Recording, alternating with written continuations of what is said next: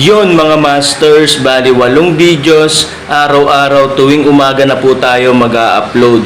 Maraming salamat sa mga solid kong masters dyan na patuloy pa rin na sumusuporta sa aking mga ina-upload na kwento o videos. At sa mga hindi nag-skip, maraming salamat po sa inyong lahat. At mag-iingat po kayo palagi and God bless. Magandang gabi mga masters, bali ngayon po ay 8 videos po ma-upload ko po sa aking YouTube channel. Tama nga mga masters, 8 videos nga po ma-upload ko. Yon, what's up mga masters? Nandito na naman tayo sa panibagong araw, panibagong kabanata na naman ang pagsasama-samahan natin ngayon guys.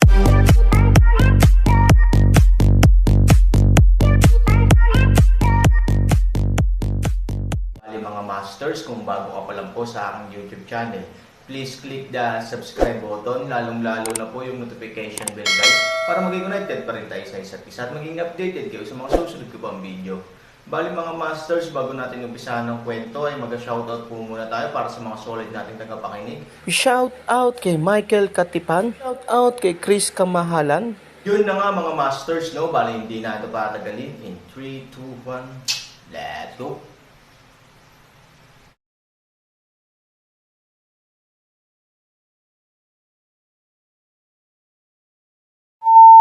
Madaling araw, sa kubaw na pawid, pagod si Fumang. Kagabi, hindi siya nagpakawala ng hangin, ngunit ang sakit ng kanyang katawan at ang pag-aalala sa kanyang puso ay hindi niya gustong matulog. Sa gabi, magsisimula na kami. Ngunit hindi pa rin lumitaw si Bai Xiaosheng. Matulog ka na, gabi na ang alis natin papuntang Xianling Island. Marahang tinapik ni Fuli ang balikat ni Fumang at bamantong hininga para aliwin siya. Tumanggo si Fumang. Alam din niyang kahit na ayaw na niyang maniwala sa ilang bagay, kailangan niyang piliin na harapin ang mga iyon. Sa loob ng 2 buong araw, paanong hindi pa babalik si Bai Xiaosheng, na nakasakay sa linlong. Sa unang kaguluhan, maraming mga disipulo sa inang natrap ng palihim na pag-atake ng kabilang partido, kaya hindi nila ito maaninag. Pinatay sila sa hanay. Kahit na nagmamadali sila, nalagpasan nila ang pagkubkob. Sa ilalim ng takip ng maraming kapatid, atubili nilang kinaladkad ang kanilang mga sugat at tumakas mula sa lungsod ng Tianho. Sa oras na iyon, pinilit ni Bai Xiaosheng na umalis kasama ang nasugatan na si Linlong. Pareho silang nasugatan. Ito ay malinaw na imposible para sa kanya na mag-breakout kapag siya ay nagtagumpay. Nang tumanggaw si Fumang at pumikit para magpahinga, bigla na lang siyang nakarinig ng mga putok ng masasayang instrumentong pangmusika na tumutugtog sa paanan ng bundok. Ang menor de edad ay relaxed at maligaya, na ginawa Fumang alerto. Tingnan ang tulong ni Mang upang tumayo muli, tumulong na umalis upang magmadali patungo sa labas ng bahay ng nagmamadali, nais na makita kung paano ibabalik ang isang responsibilidad. Sa oras na ito, ang wika ng tula sa labas ay napipiya, ipinaliwanag ang dahilan, tinulungan siyang makalayo at bumalik sa bahay. Sa sandaling bumalik siya, ang lahat ng mga alagad ay tumayo na kinakabahan. Umupo ka, mahinahong sinabi ni Fuli, at pagkatapos ay tumingin kay Fumang, okay lang, huwag kang mag-alala, hindi ito darating upang makilala tayo. Maligayang pagdating, kumunat ang noo ni Fumang. Walang pamilya malapit sa bundok.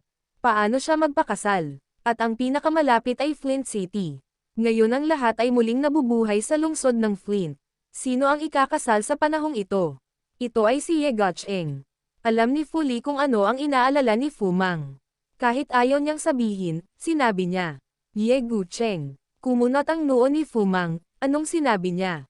Sinasabi na si Ye Gucheng ay gumawa ng malaking kontribusyon sa pagpatay kay Aaron, at hindi nagtagal ay naibalik ang katatagan ng lungsod ng Washi. Nagpasya si Ao Tian na pakasalan si Guyu, ang anak ng pamilya Ao, kay Ye Gucheng. Tulong mula sa mababang ulo, isang mahirap na paraan. Damn it, galit siyang sumigaw, tulad ng inaasahan ni Fuli. Nang marinig ni Fumang ang balita, bigla siyang sumigaw ng galit, at sinipa ang sirang kusina sa tabi niya. Ang mga asong ito, kung hindi nila ginamit ang mga kasuklam-suklam na paraan, magiging mapangahas ba sila? Ang labanan sa paanan ng nihilist na bundok ang wakas ng grupong ito ng basura.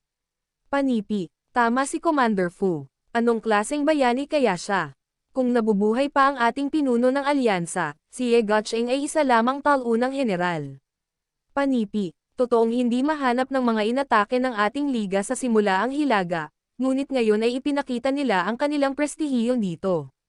It's all due to the dogs of Fuya United Army. Kung hindi tayo niloko ng mga asong ito, paano sila magiging ganito? Pagkatapos ng lahat, ang hinaharap ng mahiwagang alyansa ay mahuhulaan sa oras na iyon. Kung iniisip ninyong lahat, bigyan ninyo ako ng magandang buhay. Mula sa sinaunang panahon hanggang sa makabagong panahon, ang mga talunan ay palaging nasa mali. Ang kasaysayan at katotohanan ba ay isinulat ng nagwagi? Kung mamatay ka, man, kung gayon ang lahat ng katotohanan ay ang Yedog ang may huling say. Humiwalay ka sa malamig na channel. Alam namin, kahit mamatay ako, sasabihin ko sa anak ko, tumango si Fuli, kay Fumang, na siya lang ang namumuno sa pangkat na ito ng higit sa 100 tao, kung hindi siya makatuwiran, ang pangkat na ito, na napakadelikado, ay mas mapanganib.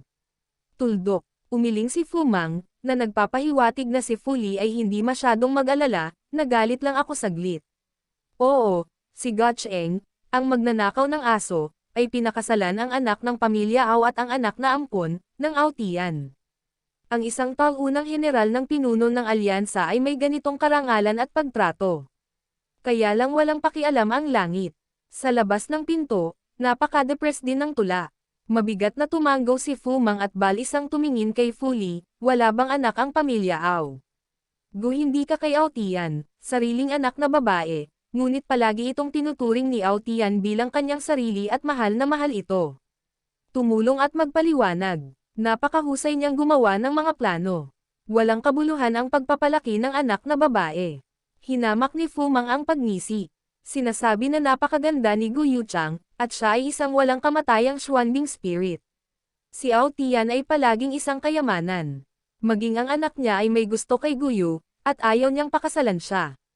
Sa hindi inaasahang pagkakataon, bigla siyang nagpakasal kay Ye Gotcheng. Panipi. Hindi lamang nagkaroon ng asawa si Ye Gotcheng, kundi isang mabuting kasama. Guyu's strength is very strong. Ipakasal si Guyu kay Ye Gotcheng. Sa tingin mo ba talaga naluluji si Aotian? O ang mga anak ng pamilya Ao ay hindi ang kanyang sariling Fumang sinabi ng malamig? Kung ipapakasal mo ang iyong anak kay Ye Gotcheng, maaari mong matalo si Ye Gotcheng ng lubusan. Kasabay nito, huwag kalimutan ang pagkakakilanlan ni Ye Gotcheng sa Yaoshen Pavilion. Fumang sneered, si Ye Gotcheng ang pinuno sa Yaoshen Pavilion. Ang pinakamahalagang bagay ay ang kanyang amo, Abos Xianling, ay isa sa mga elder ng Yaoshen Pavilion. Ganap na hinayaan ni Aotian si Ye Gotcheng na sumali sa pamilya Ao, nakatumbas ng paglalagay ng bomba sa Yaoshen Pavilion. Kung hindi sumunod si Wang Duzi, may iba't ibang paraan para pilayin si Wang Duzi sa walang hanggang dagat na lugar anumang oras. Naunawaan din ni Fuli ang mga pattern na ito sa politika at malamig na nagsalita. Anyway, sa ganitong paraan, ang mga asong ito ay maaaring ituring na isang makapangyarihang alyansa. Sa hinaharap, kung gusto nating harapin ang mga ito at maghayganti ng 3,000 yuan, ito ay magiging mas mahirap. Ito ang pangunahing dahilan kung bakit ako nagagalit. Fumang rude. Hindi naman ito itinanggi ni Fuli, at hindi niya alam kung paano ito sasagutin, kaya naman ayaw niyang sabihin ito ngayon lang. Noong una, ang kabilang panig ay isang behemoth, ngunit ngayon ang kabilang panig ay walang Aaron, ngunit ang kabilang panig ay may malakas na alyansa. Sa sitwasyong ito, mas halata ang agwat ng lakas sa pagitan ng magkabilang panig. Sige, magpapahinga tayo ng maaga. Ang gabi ay dapat ang pinaka-nakaka-relax na oras para magpakasal ang mga asong ito. Hindi namin kailangang magmaneho sa kalagitnaan ng gabi. Aalis na kami kapag dumilim na, sabi ni Fumang. Tumanggaw sila, isa-isang bumagsak sa lupa at nagpatuloy sa paglilinang. Lumabas din sila para magpaalis ng mga gwardya. Malapit na ang gabi malabo, tulungang gisingin ang mga natutulog, hayaan ang lahat na mag-impake ng mga gamit, handang magsimula. Wala pang isang saglit, handa na ang party bagamat walang nasugatan, mahigpit pa rin ang pagdidisiplina ni Fumang, bumalik tayo. Ang paanan ng bundok dahil sa pagsabog na ito, nagkagulo ang maayos na koponan. Mahigit sa 100 tao ang kumuha ng defensive posture, lumiit at tumingin sa paligid. Nahanap mo ba kami ni Gotcheng? Dam, Pinagmumultuhan ba ang mga taong ito? Don't panic, everyone. Kung may mangyari mamaya, aalis muna ako. Tulungan si Mang na uminom ng bahagya, patatagin ang moral ng hukbo. Nagkatinginan sina Fuli at Shiyu at nagmamadaling lumabas. Sumama ka sa akin. Gamit ang kaway ng kamay ni Fumang, pinangunahan ng pusa ang karamihan at sinundan sila palabas. Nang dumating ang isang grupo ng mga tao sa isang bukas na mataas na plataporma, tumingin sa paligid, nilamon ng walang katapusang kadiliman ang lahat sa paligid, nang walang anumang paggalaw. 12-12 milya ang layo sa Flint City, maliwanag ang mga ilaw, sa tahimik na gabing ito, tila maririnig mo ang tawanan ng lungsod. Mukhang hindi sila hinahanap ng mga tao ni Ye Gotcheng. Sa sobrang pagkalito pa lang nila, sa oras na ito, nakarinig sila ng bahagyang malakas na ingay. Nang maghanap sila ng prestihiyo, nakita nila ang isang madilim na anino na nahuhulog sa gilid ng burol sa hindi kalayuan. Lumakad ng ilang hakbang si Shio.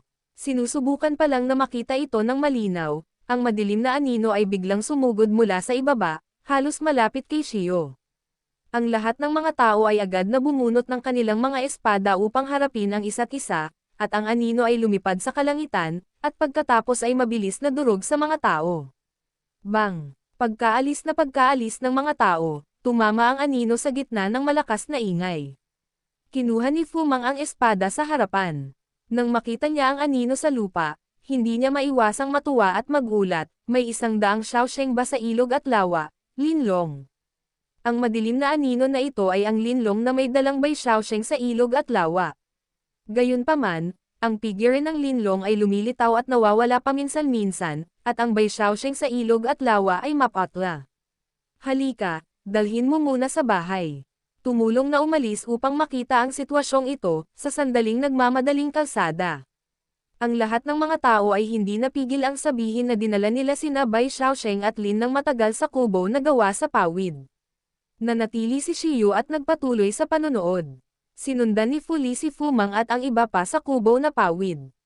Nagmamadaling tiningnan ni Fuli ang mga pinsala ng dalawang tao, at pagkatapos ay bumantong hininga, okay lang, ang nakaraang seryosong pinsala ay nagawa, dagdag pa ang labis na trabaho, walang pag-aalala tungkol sa buhay.